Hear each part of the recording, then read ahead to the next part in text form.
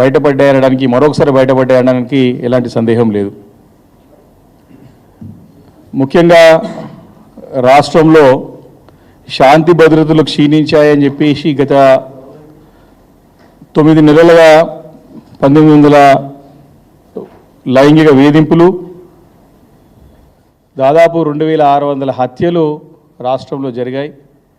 దాంట్లో రాజకీయ ప్రేరేపిత దాడులు కానీ హత్యలు కూడా అనేకముని అని చెప్పడానికి కూడా ఎలాంటి సందేహం లేదు.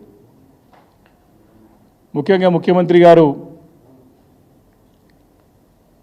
మొన్న హైకోర్టు వచ్చినటువంటి తీర్పు ఏదైతే ఉన్నదో, పార్టీ ఫిరాయించిన ఎమ్మెల్యేల పైన మేము వేసినటువంటి పిటిషన్ ఏదైతుందో అనర్హత వేటు వేయాలని చెప్పేసి మేమైతే హైకోర్టుని మేము ప్రార్థించినామో, దానికి సంబంధించినటువంటి ఒక డైరెక్షన్స్ కానీ తీర్పు వచ్చిన తర్వాత ముఖ్యమంత్రి గారు కానివ్వండి, కాంగ్రెస్ ప్రభుత్వంలో కానివ్వండి ప్రకంపనలు ప్రారంభమైనాయి.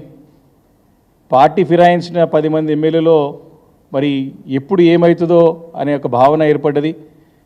రేవంత్ రెడ్డి గారిని నమ్ముకొని పోతే, మరి కుక్కతోక నమ్ముకొని పోతే మరి గోదావరి ఈనెట్నే అన్నట్టు వారు బాయిలపడ్డట్టు 10 మంది ఒక ఎమ్మెల్యేలు బాయిలపడ్డట్టు అని భావించి అభద్రతా భావంతో ఎప్పుడైనా సరే ఎన్నికలు రావచ్చు అనేటువంటి ఒక పరిస్థితితోని ఈరోజున్న సంగతి స్పష్టంగా ఏర్పడ్డది.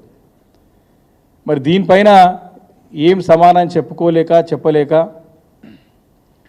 అన్ని దాదాపు సంవత్సరం కావస్తుంది, ప్రభుత్వం ఏర్పడి దాదాపు సంవత్సరం కావస్తుంది. అనేక తప్పుడు వాగ్దానాలు ప్రజలని నమ్మించి మోసం చేసి అబద్ధాలు చెప్పి ఆ అబద్ధాల పునాదులపైన ప్రభుత్వం ఏర్పాటు చేసుకొని మరి ముందుకు వెళ్తున్న తరుణంలో దాదాపు సంవత్సరం కావస్తుంది, 9 నెలలు దాటిపోయి సంవత్సరం కావస్తుంది. సమాధానం చెప్పలేక మరి డైవర్షన్ పాలిటిక్స్ చేయడానికి పదే ప్రయత్నం చేస్తున్న ముఖ్యమంత్రి గారు అని చెప్పి ప్రజలందరూ కూడా అర్థమైపోయిన పరిస్థితి ఈరోజు రాష్ట్రంలో ఉన్నది. వారు అక్కడితో ఆగకుండా మరి ఒక దాడుల సంస్కృతి మరి స్పష్టంగా వారు చెప్పకనే చెప్పే విధంగా చాలా క్లారిటీగా గత 3 రోజుల నుంచి 4 రోజుల నుంచి జరుగుతున్నటువంటి సంఘటనలు మనం రాష్ట్రంలో చూస్తూ ఉన్నాం. హైకోర్టు తీర్పు ఇచ్చినటువంటి నేపథ్యంలో స్పష్టంగా మేము మిగతా 7 మంది ఎమ్మెల్యేలు కూడా తప్పకుండా చర్య తీసుకోవాలని చెప్పేసి స్పీకర్ గారు అన్నటువంటి సందర్భంలో మా పార్టీ తరఫున మేము తప్పకుండా ఛాలెంజ్ వేస్తాం. ఎందుకంటే చాలామంది పార్టీ మారిన వాళ్ళు కూడా మేము పార్టీలో ఉన్నామని చెప్పిన సందర్భంలో మా గౌరవ సభ్యులు వేసి ఛాలెంజ్ అడిగినారు. మరి దాన్ని ఏ రకంగా దారి మళ్లించడానికి రేవంత్ రెడ్డి గారు ప్రయత్నం చేసినా స్పష్టంగా అర్థమవుతోంది. ఒకటి క్లారిటీగా నేను చెప్తా ఉన్నాను, ఏదైతే ఇష్యూ జరిగిందో మా మిత్రులు సహచర శాసనసభ్యులు కౌశిక్ రెడ్డి గారు కానివ్వండి, అదేవిధంగా అక్కడ ఉన్నటువంటి ఈరోజు బీఆర్ఎస్ పార్టీ నుంచి కాంగ్రెస్లో పోయినటువంటి ఆర్కేపూడి గాంధీ గారు కానివ్వండి, మరి దాన్ని సమాధానం చెప్పుకోలేక వారిని ప్రేరేపించి, గాంధీ గారిని ప్రేరేపించి వారిని ఏదో రకంగా లొంగ తీసుకొని తప్పకుండా మీరు ఇంటి మీదకి పోవాల్సింది, ఎందుకంటే మా జిల్లాకు సంబంధించినటువంటి శాసనసభ్యుడు గాంధీ గారు వారి యొక్క ఏందో వారి యొక్క పరిస్థితి, వారికి మనస్తత్వం ఏందో మాకు తెలుసు. గత 3-4 దశాబ్దాలుగా కలిసి ఒకటే జిల్లాలో ఉన్న వాళ్ళం, పనిచేసిన వాళ్ళం కాబట్టి వారి మనస్తత్వం ఎటువంటిదో మాకు తెలుసు. వారిని ఉసగొలిపి రెచ్చగొట్టి ప్రేరేపించి వారు పోకపోతే పోలీసులని కూడా ఏసీపీ డీసీపీ ర్యాంకుల నుంచి ఎస్కార్ట్ ఇచ్చి మరి ఆ రోజు దాడికి ప్రత్యక్షంగా రేవంత్ రెడ్డి గారే చేసినారని చెప్పేసి పదే బీఆర్ఎస్ పార్టీ ప్రతి ఒక్కరూ కూడా స్పష్టంగా చెప్పడం జరిగింది. ఆ రోజు మేము చేస్తే లేనిపోని ఆరోపణలు చేస్తారని చెప్పేసి ఆరోపణలు చేస్తారని చెప్పి అందరూ అన్నారు. ఆ రోజు కాంగ్రెస్ పార్టీ వాళ్ళు అన్నారు, అందరూ ఆరోపణ చేస్తున్నారు, మీరు ముఖ్యమంత్రి గారు ఎందుకు దీనిలో తలదూరుస్తారు అని చెప్పారు. కానీ నిన్న రేవంత్ రెడ్డి గారు చేసిన వ్యాఖ్యలతో మా వాళ్ళే ఇంటి మీద పోయి దాడి చేస్తారు అని చెప్పడం జరిగింది. అంటే మేము ముందు చెప్తున్నటువంటి మాట వాస్తవమే, నిజమని నిరూపితమైంది. నిన్న చాలా క్లారిటీగా ఇది మొదటి ఉదాంతం కాదు రేవంత్ రెడ్డి గారిది.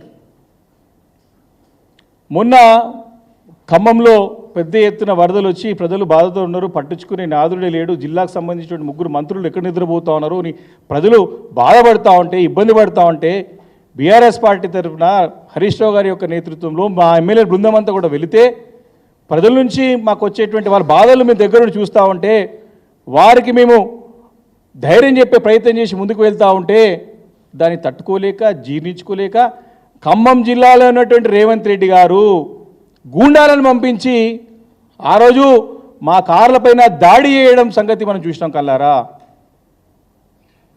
అదొక ఉదాంతం. అనేక ఉదాంతాలు ఉన్నాయి రాష్ట్రంలో ఈరోజు. వారు యథా రాజా తదా ప్రజా అన్నట్టు క్లియర్ చెప్పారు, మేము కొట్లాడతాం, మేము ఎవరెవరు జరిగిపోతారు, రాజకీయాలు ఎవరెవరు పోతే కొట్టుకు సంపుకుంటారా. ఈరోజు శ్రీధర్ రెడ్డి గారి యొక్క మన ఉమ్మడి మహబూబ్ నగర్ జిల్లాలో ఉన్నటువంటి శ్రీధర్ రెడ్డి గారు అయితే కొల్లాపూర్లో ఉన్నారో వారిని డైరెక్ట్గా దాడి చేసి చంపినటువంటి దాంతం చూసినాం. ఇవన్నీ కూడా ఇలాంటి హత్యలకి దాడులకి ప్రత్యక్ష కారణం ఈరోజు బాధ్యత గల పదవిలో ఉన్నటువంటి రేవంత్ రెడ్డి గారిదని చెప్పి చెప్తా ఉన్నాను.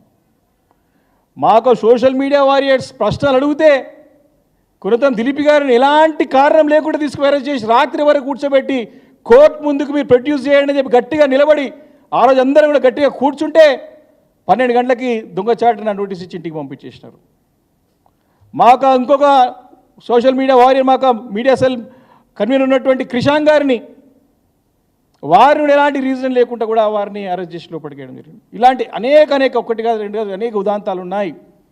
ఈరోజు రేవంత్ రెడ్డి గారు ఆటవిక పాలన అరాచక పాలనకి తెరలేపినారు. తెలంగాణ రాష్ట్రంలో శాంతియుతంగా ఉన్నటువంటి తెలంగాణ రాష్ట్రంలో ప్రజలు చక్కగా ఉన్నటువంటి రాష్ట్రంలో మరి ఈ ముఖ్యమంత్రి వచ్చిన తర్వాత తమ ఇచ్చినట్టు హామీలు చేయలేము, 6 గ్యారెంటీలు నిలబెట్టుకోలేము, రుణమాఫీ చేయలేము, రైతు బంధు ఇవ్వలేము, అనేక బంగారం ఇవ్వలేము, కళ్యాణ లక్ష్మి కింద అనేక వాగ్దానాలు చేసి ఇయ్యలేక పక్కదో పట్టించడానికి ఇలాంటి ప్రయత్నాలు అనేకనం చేసుకుంటూ వచ్చిన తరుణంలో ఈ యొక్క శాంతి భద్రతలకు విఘాతం కలిగించడానికి కూడా ప్రత్యక్ష కారణం రేవంత్ రెడ్డి గారు అవుతుందని చెప్పి స్పష్టంగా మనం చేస్తున్నాం. ఈరోజు నిన్న మాట్లాడినటువంటి రేవంత్ రెడ్డి గారి వ్యాఖ్యలని మేము తీవ్రంగా పరిగణలోకి తీసుకుంటా ఉన్నాం. నిన్న కూడా మా సీనియర్ నాయకులు మాజీ మంత్రి గురించి స్పష్టంగా వారు ఓపెన్ ఛాలెంజ్ చేశారండి అంశాల పట్ల. ఈరోజు కూడా మేము మళ్ళీ అడుగుతా ఉన్నాం, డీజీపీ గారు, రాష్ట్ర డీజీపీ గారు దీనిపైన స్పందించాలా, హోమ్ సెక్రటరీ గారు స్పందించాలా.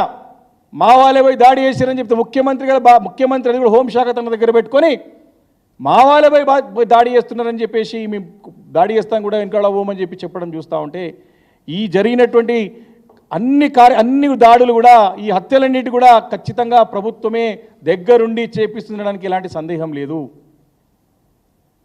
ఈరోజు వారు మాటలు ఒక రేవంత్ రెడ్డి మాట్లాడినట్టు ఏదైనా అనుకోవచ్చు, కానీ రేవంత్ రెడ్డి ముఖ్యమంత్రి అయిన సంగతి మర్చిపోతా ఉన్నాడు. గుర్తు చేసుకోవాలి, అప్పుడప్పుడు నేను ముఖ్యమంత్రి అని చెప్పి గుర్తు చేసుకుంటే బాగుంటుందేమో అనిపిస్తూ ఉంది. ఏం మాటలు అవి నేను మాట్లాడిన మాటలు? ఒక ఫుట్పాత్ కలవంటే మన దగ్గర తెలంగాణలో ఏమంటాడు హైదరాబాద్ భాషలో సడక్ షాప్ గారి మాటలు అంటారు వీటిని, లోఫర్ మాటలు అంటారు వీటిని, లవంగా మాటలు అంటారు వీటిని. అవన్నీ ఎవరు? ముఖ్యమంత్రి కావద్దని మా బాధ్యత, మా బాధ. రేవంత్ రెడ్డి గారు ముఖ్యమంత్రి